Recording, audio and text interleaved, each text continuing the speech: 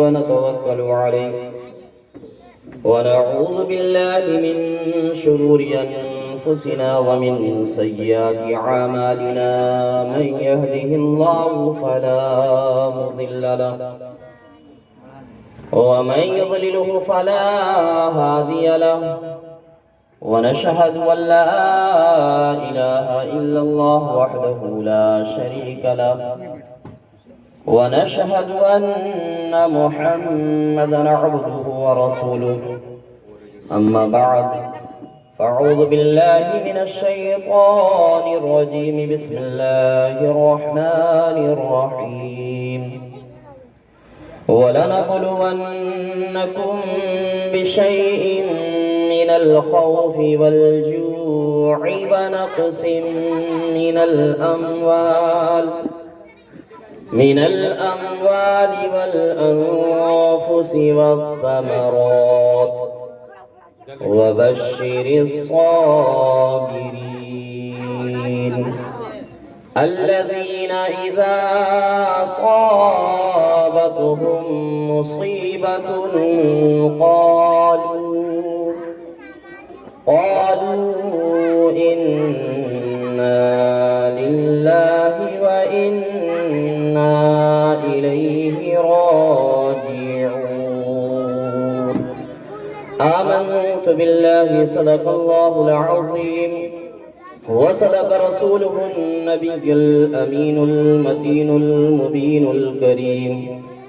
ونحن على ذلك لمن الشاهدين والشاكرين والحمد لله رب العالمين. آئیے سب سے پہلے ہم سب مل کر اللہ کے رسول گلشن نبوت کے محکے ہوئے پھول حضرت عبداللہ کے دلارے حضرت آمنہ کے جگر پارے دائے حلیمہ کے گود کے پالے یعنی محمد رسول اللہ صلی اللہ علیہ وسلم کی بارگاہ بے کس پناہ میں انتہائی عقیدت و محبت کے ساتھ درود شریف کا ہدیہ نذرانہ پیش کریں. پڑھیں باواز ابن اللہم صلی علی سیدنا شفیعنا حبیبنا و مولانا محمد بارک وسلم صلو علیہ صلاۃ و سلام علیک یا رسول اللہ صلو علیہ صلاۃ و سلام علیک یا حبیب اللہ صلی اللہ تعالی علیہ وسلم. حضرات، خطبہ مسنونہ کے بعد جس آیت کریمہ کو تلاوت کرنے کا شرف حاصل کیا، اللہ تبارک و تعالیٰ کا ارشاد پاک ہے وَلَنَبْلُوَنَّكُمْ بِشَيْءٍ مِّنَ الْخَوْفِ وَالْجُوعِ وَنَقْصٍ مِّنَ الْأَمْوَالِ وَالْأَنفُسِ وَالثَّمَرَاتِ وَبَشِّرِ الصَّابِرِينَ، کہ میں ضرور تمہیں آزماؤں گا خوف سے، بھوک سے، مالوں کی کمی سے، پھلوں کی کمی سے. ان اللہ مع الصابرین، اور جو اس پر صبر کرتا ہے اللہ اس کے ساتھ ہے، اللہ صبر کرنے والوں کے ساتھ ہے. اس آیت کریمہ کے حوالے سے چند اہم باتیں آپ کے سامنے رکھوں گا کہ اللہ تبارک و تعالیٰ نے اپنے بندوں سے یہ ارشاد فرمایا کہ میں ضرور آزماؤں گا چار چیزوں سے. ایک خوف سے، ہے نا، ڈر سے. دوسرا بھوک سے. تیسرا مالوں کی کمی سے، پھلوں کی کمی سے. پھل سے مراد اولاد ہے، جانیں ہیں. اور یہ آزمائش ہر ایمان والوں سے لیا جاتا رہا ہے اور لیا جائے گا. یہ چار ایسی آزمائش ہیں ایمان والوں سے یہ آزمائشیں لی جاتی ہیں. اگر یہ آزمائش اللہ رب العزت نہ لے تو وہ انسان سمجھ جائے کہ میرے سینے میں ایمان جو ہے مکمل نہیں ہے، ایمان ختم ہے. اللہ کے رسول صلوات و تسلیم ارشاد فرماتے ہیں کہ اگر مومن ہو، یہ فرماتے ہیں کہ اگر ایمان والے ہو تو آزمائش ضرور لی جائے. کبھی جانوں سے لیا جائے گا، کبھی مالوں کی تنگی سے لیا جائے گا، کبھی اولادوں سے لیا جائے گا، کبھی بھوک سے لیا جائے گا. لیکن ابھی جو ہمارے درمیان میں آزمائشیں لی جا رہی ہیں، ابھی بھوک پیاس والا معاملہ نہیں آیا، ابھی جانوں والا بھی معاملہ نہیں آیا، ابھی سب سے پہلے جو آزمائش لی جا رہی ہے وہ ہے تھوڑی سی مصائب اللہ رب العزت جو دے رہا ہے۔ آج انسان تھوڑی سی مصائب میں فکر کرنے لگتا ہے، سوچنے لگتا ہے، پریشان ہو جاتا ہے۔ اور سنیں، کتابوں میں آتا ہے ذکر کہ اللہ ہے نا، آپ نے بھی پڑھا ہوگا کہ اللہ ہی سب کو زندہ کرنے والا ہے، اللہ ہی مارنے والا ہے، اللہ ہی بیمار کرتا ہے، اللہ ہی اچھا کرتا ہے نا، یہ پڑھا ہوگا، سب بچوں نے بھی پڑھا ہے، بڑوں نے بھی پڑھا ہے۔ لیکن آج ایسا ہوتا ہے کہ آج ہم ذرا سی پریشانی میں مبتلا ہو جائیں، مثال کے طور پر ادنا سا بخار آ جائے تو ہم کیا کرتے ہیں، اس کو تذکرہ کرتے ہیں، کبھی اس سے بتاتے ہیں، کبھی اس دوست کو بتاتے ہیں، کبھی گھر والوں کو بتاتے ہیں۔ لیکن نبی کریم صلی اللہ علیہ وسلم نے ارشاد فرمایا کہ یہ آزمائش ہے، اگر تم ایمان والے ہو تو تم سے آزمائش لی جائے گی۔ اگر کوئی انسان یہ ایک مصائب پر، ادنا سے بخار پر اگر کسی سے کہے تو گویا کہ وہ کہنا نہیں ہے، بلکہ اللہ کی دی ہوئی مصائب پر اللہ کی شکایت کر رہا ہے۔ اللہ کی شکایت، اللہ جب بیمار کرتا ہے تو اگر ہم کسی کو تذکرہ کریں، کسی کو بولے تو یہ اللہ کی شکایت ہی ہوئی۔ مثال کے طور پر اور میں آسان کر دیتا ہوں کہ اگر کوئی میری شکایت کرے، مجھے برا بھلا کہے اور پھر کل آ کر کے مجھے سے 100 روپیہ مانگے تو بتائے کیا میں دوں گا؟ نہیں دوں گا۔ کوئی آپ کی شکایت کرے یا آپ کا تذکرہ کرے، آپ کو برا بھلا کہے اور آپ ہی اس سے جا کر کے مانگے تو کتنی شرمندگی والی بات ہے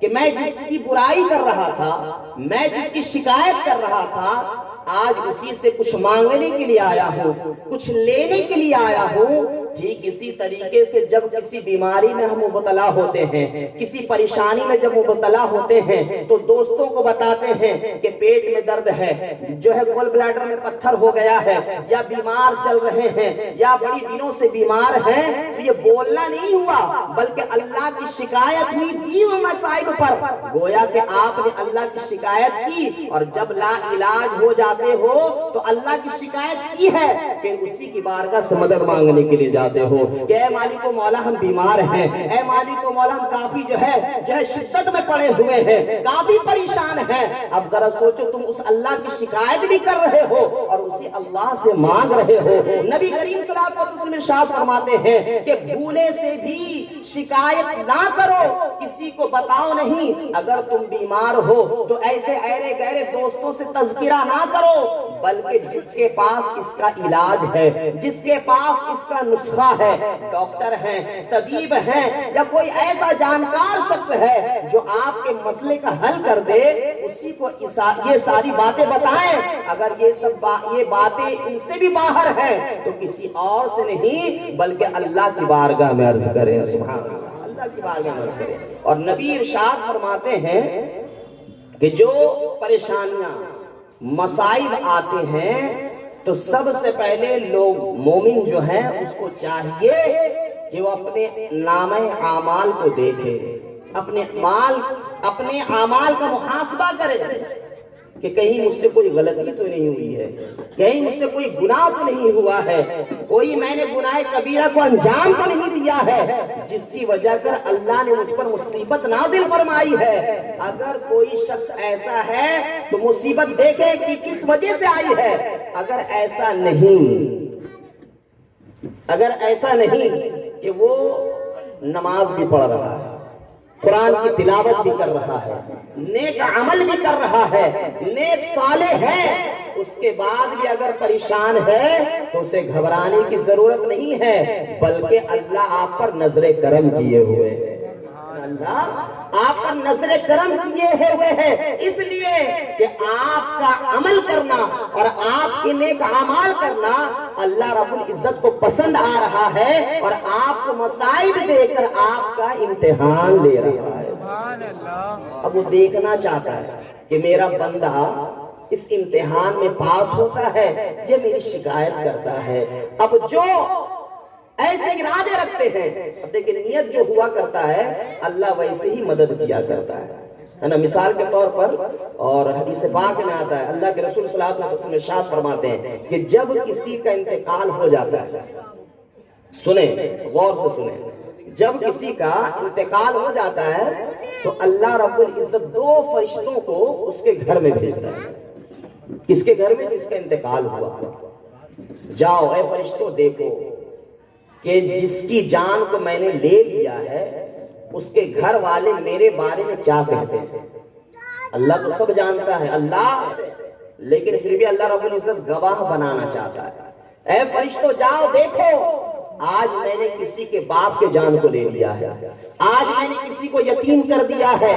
آج کسی خواتین کو بیوہ کر دیا ہے، جا کر کے دیکھو یہ میرے بارے میں کیا کہتے ہیں۔ وہ فرشتے دونوں آتے ہیں اور آنے کے بعد اس کے گھر میں بیٹھ جاتے ہیں، دیکھتے ہیں کہ مرنے والے کے رشتہ دار اس کے گھر والے کیا کہا کرتے ہیں۔ کم علمی کی وجہ سے بہت سارے لوگ، خواتین خاص کر کے، یہ کہہ دیا کرتی ہیں کہ میرے بیٹے کے جانے کا عمر کیا تھا، کاش میرا انتقال ہو جاتا۔ اللہ تو نے کیسا غضب کر دیا، معاذ اللہ، اللہ کو غضب کرنے والا، اور لہٰذا کوئی کہتا ہے کہ میرے باپ کا انتقال ہو گیا، اللہ تو نے مجھ پر ظلم کر دیا معاذ اللہ، لہٰذا تو نے میرے باپ کی زندگی لے لی ہے۔ لہٰذا یہ فرشتے سنا کرتے ہیں، یہ فرشتے دیکھا کرتے ہیں، اور جب جو ہے میت کو اٹھا کر کے گھر سے باہر لے جایا جاتا ہے، نماز جنازہ پڑھائی جاتی ہے، اس کو دفنا کر کے جب لوگ پلٹتے ہیں تو یہ فرشتے ساری باتوں کو لے کر کے اللہ کی بارگاہ میں پہنچتے ہیں، اللہ سے ارشاد فرماتے ہیں مالک و مولا، آج جس بچوں کو تو نے یتیم کیا ہے، آج جس خواتین کو تو نے بیوہ کر دیا ہے، وہ تیری بارگاہ میں شکایت کر رہی تھی، تیرے بارے میں جو ہے غلط الفاظ نکال رہے تھے، تجھے ظلم کرنے والا کہہ کر کے پکار رہے تھے۔ جب اللہ رب العزت سنتا ہے، نبی فرماتے ہیں، اللہ ارشاد فرماتا ہے کہ اے فرشتوں گواہ ہو جاؤ، گواہ بنا رہا، اے فرشتوں گواہ ہو جاؤ، جنہوں نے اپنے دل میں میرے لیے ایسا ارادہ رکھا ہے، جنہوں نے اپنی زبان سے مجھے ظلم کرنے والا کہا ہے، گواہ ہو جاؤ، اب میں اس کے اوپر اس سے بھی زیادہ مصائب دوں گا، اب اس سے زیادہ اس پر ظلم کروں گا، اب اس کا اور امتحان لوں گا، جو جیسا مجھ سے ارادہ رکھا کرتا ہے میں اس کے ساتھ ویسے ہی پیش آیا کرتا ہوں۔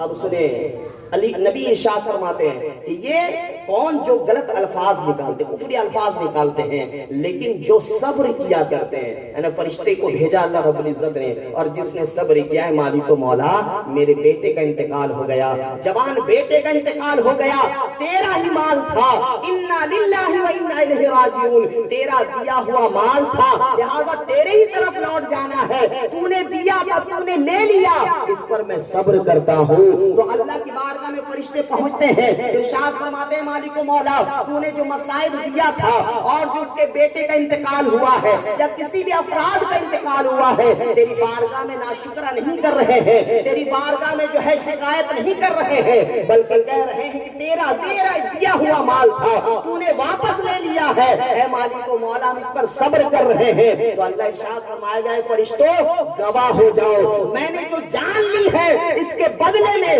اس دنیا میں اور آخرت میں اس سے بڑا انعام عطا فرماؤں گا، سبحان اللہ، اس سے بڑا انعام عطا فرماؤں گا، کیونکہ اللہ نے خود فرما دیا وَلَنَبْلُوَنَّكُمْ بِشَيْءٍ مِّنَ الْخَوْفِ وَالْجُوعِ وَنَقْصٍ مِّنَ الْأَمْوَالِ وَالْأَنفُسِ وَالثَّمَرَاتِ، کہ میں ضرور آزمائش لوں گا، ضرور۔ جب اللہ رب العزت ضرور کہتے ہیں نا، ایک آدمی کہتا ہے کہ میں کام کروں گا، ہے نا، اور ایک کہتا ہے کہ میں ضرور کروں گا، تو اس میں فرق ہوا کرتا ہے۔ ایک اگر کچھ کہے کہ میں یہ کام کروں گا تو اس میں کرے یا نہ کرے، اس میں دو باتیں ہیں، ہوگا کہ نہیں ہوگا، یعنی پکی بات نہیں ہوتی ہے، لیکن جب وہ انسان کہہ دے کہ میں یہ کام کروں گا، ضرور کروں گا، تو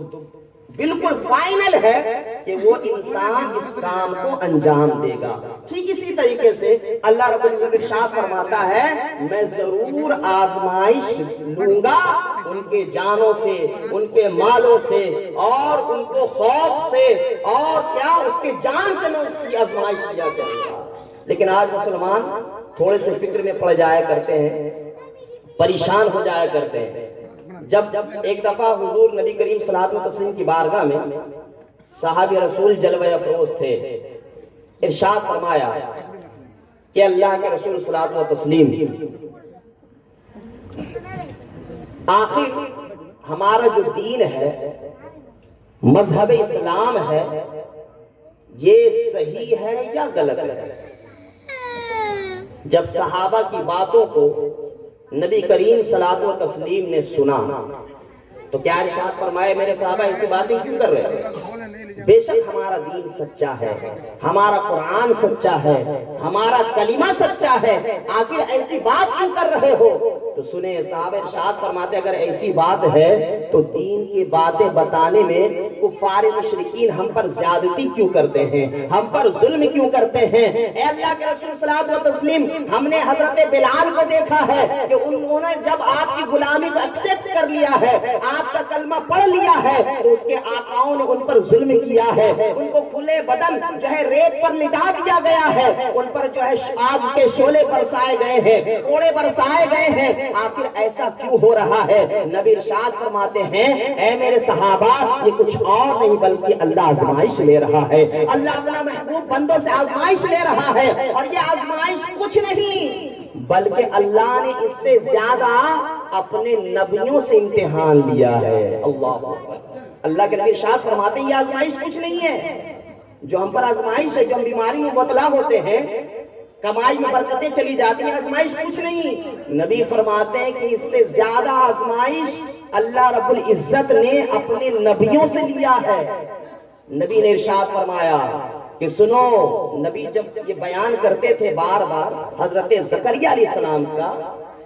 تو ان کے آنکھوں سے آنسو کے قطرات بہنے لگتے تھے۔ کیا ارشاد فرماتے تھے اے میرے صحابہ سنو، یہ آزمائش کچھ نہیں ہے، سنو اگر تم ایمان والے ہو تو تمہیں آزمائش دینی ہوگی، اور تمہاری ایمان کی دلیل ہے کہ اللہ تمہاری آزمائش لے رہا ہے۔ اگر آزمائش نہ لے تو وہ سمجھ جائے کہ اللہ مجھ سے ناراض ہے، اللہ مجھ سے خفا ہے، اللہ اپنی نظر رحمت مجھ پر نہیں کر رہا، اسے فکر کرنے کی ضرورت ہے۔ اور یہی وجہ ہے کہ حضرت عمر ابن خطاب رضی اللہ تعالیٰ عنہ جب زیادہ خوش ہوتے تھے تو رونے لگتے تھے، یعنی زیادہ آرام ہوتا تھا تو رونے لگتے تھے۔ پوچھتے تھے صحابہ کہ حضرت عمر کیا بات ہے، آپ رو کیوں رہے ہیں؟ فرماتے ہیں کہ میں اس لیے رو رہا ہوں کہ میں زیادہ خوشی کو میسر کر رہا ہوں، زیادہ آرام دیکھ رہا ہوں، مجھے کوئی شدت نہیں ہو رہی ہے، مجھے کوئی تکلیف نہیں ہو رہی ہے، اور میں یہ سوچ کر کے رو رہا ہوں کہیں اللہ نے مجھ سے نظر رحمت کو ہٹا تو نہیں لیا ہے، مجھے جو عیش و آرام مل رہا ہے کہیں اللہ نے مجھ پر سے نظر رحمت جو ہٹا تو نہیں لیا۔ یہ صحابہ کا شیوا ہوا کرتا تھا۔ نبی فرماتے ہیں سنو، زکریا علیہ السلام کا معاملہ یہ تھا کہ جب یہودی لوگ جو ہے ان کے دشمن بن گئے، ان پر زیادتی کرنے لگے، یہاں تک کہ اللہ نے جو فرمایا کہ میں جان سے بھی آزمائش لوں گا، تو اللہ نے حضرت زکریا علیہ السلام کا امتحان لیا۔ اور جب یہودیوں نے، کفار مشرکین نے ان کو مارنے کا پلان بنایا، جب انہیں بھگانے لگے، حضرت زکریا علیہ السلام دوڑ رہے تھے، اور جو ہے حضرت زکریا علیہ السلام کے پیچھے پیچھے یہودی بھی دوڑ رہے تھے، یکا یک ایک جگہ پر راستے ختم ہو گئے، راستہ ختم، دیکھا کہ کوئی جگہ نہیں ہے بھاگنے کے لیے، دیکھا کہ ایک درخت ہے حضرت زکریا علیہ السلام نے۔ نبی نے ارشاد فرمایا کہ زکریا علیہ السلام کو جب کوئی راستہ نہیں ملا، دیکھا کہ ایک درخت ہے، حضرت زکریا علیہ السلام نے ارشاد فرمایا کہ اے درخت چاک ہو جا، پھٹ جا، مجھے چھپا لے، تاکہ یہ کفار مشرکین جو یہودی ہے یہ مجھے نہ دیکھے اور میری جان بچ جائے۔ ایسا ہی ہوا، زکریا علیہ السلام نے جب کہا، اس پیڑ نے اپنے سینے کو کھولا اور حضرت زکریا علیہ السلام اس پیڑ کے اندر چلے گئے۔ اب سنیں، لیکن شیطان دیکھ رہا تھا، شیطان جو ہے سارے منظر کو دیکھ رہا تھا۔ جب یہودی لوگ آئے حضرت زکریا علیہ السلام کے پیچھے، تو دیکھا کہ کہاں غائب ہو گئے، یہاں سے تو بھاگنے کا کوئی راستہ نہیں ہے، آخر زکریا گئے تو کہاں گئے؟ شیطان نے اشارہ کر دیا کہ اس درخت کے اندر ہے، لہٰذا اے سنو یہودیوں سنو، اوپر سے آرا چلاؤ، ہے نا، جس سے پیڑ کاٹتے ہیں، آرا چلاؤ اوپر سے، جب پیڑ کٹے گا تو تمہارا دشمن جو ہے زکریا،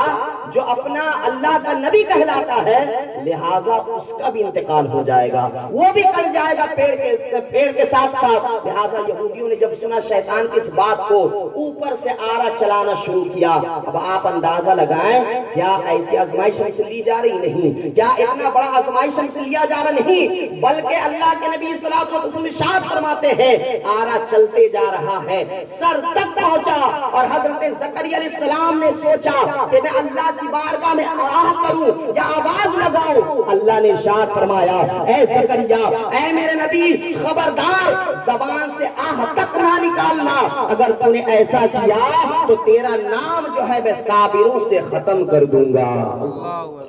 صابروں سے ختم کر دوں گا۔ سنے، پھر آرا چلایا گیا، ہے نا، آرا چلایا گیا، زکریا علیہ السلام پیڑ کے ساتھ دو ٹکڑے ہو گئے۔ اللہ اکبر۔ اب آپ بتائیں، یہ اللہ کے نبی ہیں۔ اب آپ ذرا سوچیں، ہم مسلمان جن کے پاس کوئی نیک عمل نہیں ہے نا، کوئی اچھا عمل نہیں ہے، لیکن آج ہم تھوڑی سی مسائل پر صبر نہیں کرتے۔ نبی فرماتے کہ اگر پریشانی ہے، اگر مصیبت ہے، تو پہلے اپنے اعمال کو دیکھو کہ کوئی گناہ تو نہیں ہوا مجھ سے، کوئی وجہ تو نہیں ہے۔ اگر ایسا نہیں ہے، تم نیک کام کیا کرتے ہو اور نیک عمل بھی کیا کرتے ہو، نماز بھی پڑھا کرتے ہو، اس کے اوپر بھی اگر مسائل ہے، پریشانی ہے، تو سمجھ جاؤ کہ اللہ تمہاری آزمائش لے رہا ہے۔ یہ بات ہے نا، کبھی بھی گھبرانے کی ضرورت نہیں ہے۔ اب سنیں، حضرت عبداللہ ابن جہش رحمت اللہ علیہ، یہ صحابی رسول ہیں، ان سے مروی ہے حدیث پاک۔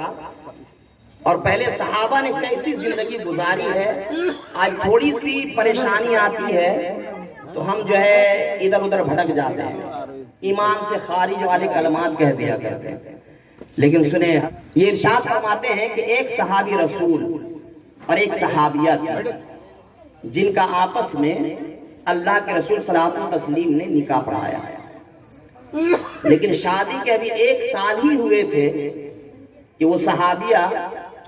صحابی رسول سے ارشاد فرماتی ہیں کہ مجھے آپ سے طلاق لینا ہے۔ کچھ نہیں ہوا، کوئی لڑائی جھگڑا نہیں، کوئی جو ہے ادھر ادھر کی باتیں نہیں، لیکن پھر بھی وہ کہتی ہے کہ میں آپ سے طلاق لینا چاہتی ہوں۔ صحابی رسول وہ بھی ہیں، اور جو طلاق لینا چاہ رہی وہ صحابیہ ہیں۔ شوہر نے کہا کہ اے میری بیوی، کیا بات ہے، کوئی تو جھگڑا نہیں، کوئی تو پریشانی نہیں، پھر بھی تم طلاق لینا چاہتی ہو۔ لہٰذا 2 دن ہوا، شوہر نے کہا ٹھیک ہے، اگر ایسی بات ہے تم خوش نہیں ہو مجھ سے، تو نبی نے ہمارا نکاح پڑھایا تھا، ہم وہی جا کر کے طلاق دیں گے، وہی ہمیں جو ہے طلاق کے لیے بتائیں گے۔ لہٰذا دونوں چلے، جب نکلے راستے سے اور تھوڑی دور ہی چلے تھے کہ جو صحابی رسول جو شوہر تھے، ان کے پیر میں ٹھیس لگا، چوٹ لگی، گرے اور انگوٹھے کا ناخن اکھڑ گیا، خون بہنے لگے۔ جب خون بہنا تھا، جو ان کی بیوی تھی جو طلاق مانگ رہی تھی، اپنے دوپٹے کے کپڑے کو پھاڑتی ہے اور ان کے انگوٹھوں میں لپیٹ کر کے باندھتی ہے اور کہتی ہے میرے شوہر اب گھر واپس چلے، مجھے اب طلاق نہیں دینا ہے۔ سبحان اللہ، طلاق نہیں دینا۔ شوہر کہتے کیا بات ہے، ابھی تو تم 2 دن سے مجھ سے کہہ رہی تھی کہ مجھے آپ سے طلاق چاہیے، لیکن اب جو ہے تھوڑی دیر میں کیا بات ہو گئی کہ اب تم طلاق نہیں لینا چاہتی، ہم تو نبی کی بارگاہ میں جا رہے تھے۔ اب سنیں، صحابیہ اللہ والی تھی، ارشاد فرماتی ہے، اے میرے شوہر، میں نے نبی سے سنا ہے، میں نے نبی کے قول کو سنا ہے، نبی کے فرمان کو سنا ہے کہ جب اللہ کسی کے اوپر کوئی مصیبت نہیں دیتا، کوئی انسان پریشان نہیں رہتا، کوئی انسان بیمار نہیں رہتا، تو اللہ اس سے نظر رحمت ہٹا لیا کرتا ہے، اللہ اس سے نظر رحمت ہٹا لیا کرتا ہے۔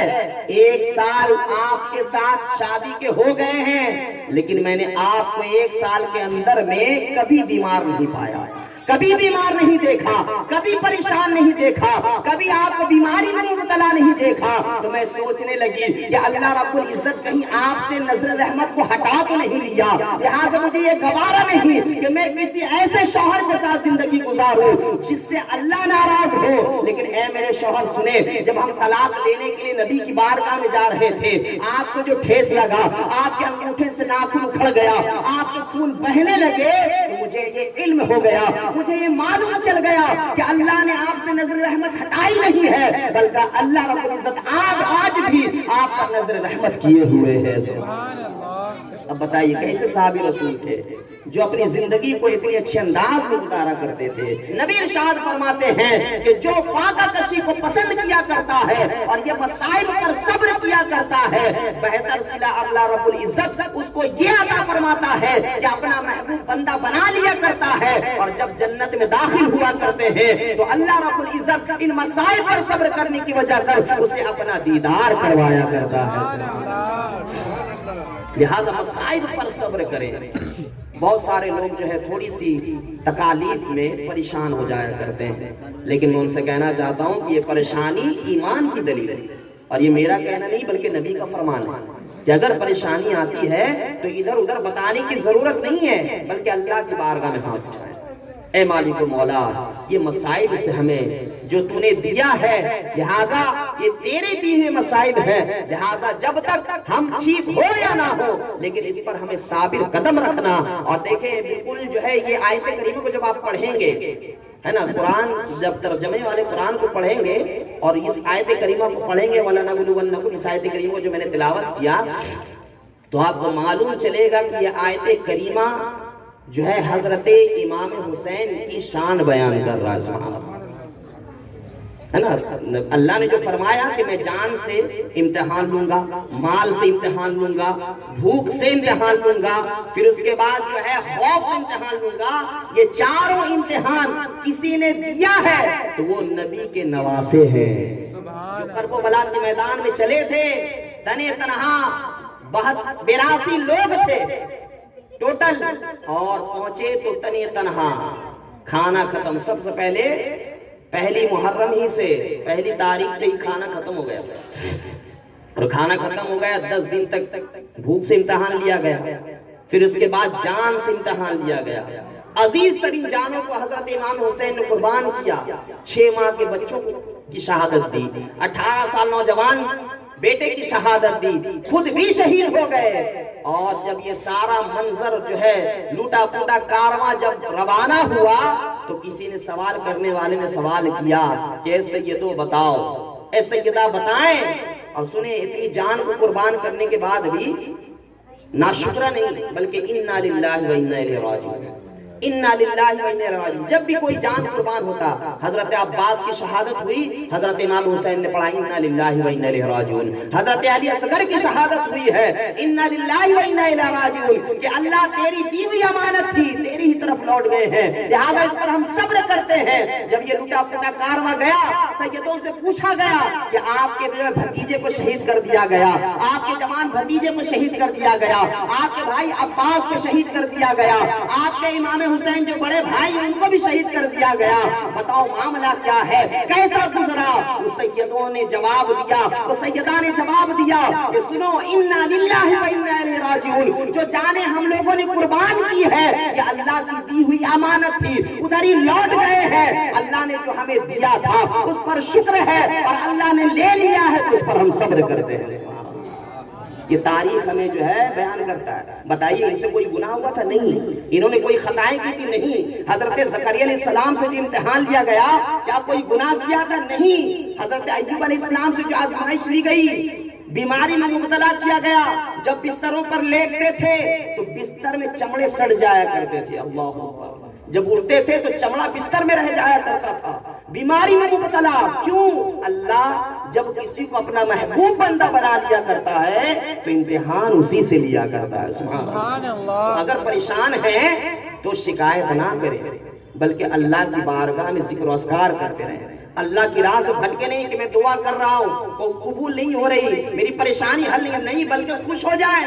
کہ اللہ جتنے دن آپ کو پریشان رکھے ہوئے ہیں اللہ اپنا نظر رحمت آپ پر کیے ہوئے ہیں، اس کے بدلے میں اللہ رب العزت آپ کو حشر کے میدان میں اور جو آخرت میں اتنا بہتر صلہ دے گا کہ آپ گمان بھی نہیں کر سکتے ہو۔ لہذا کوشش کریں کہ اللہ کی دی ہوئی مسائل پر صبر کریں۔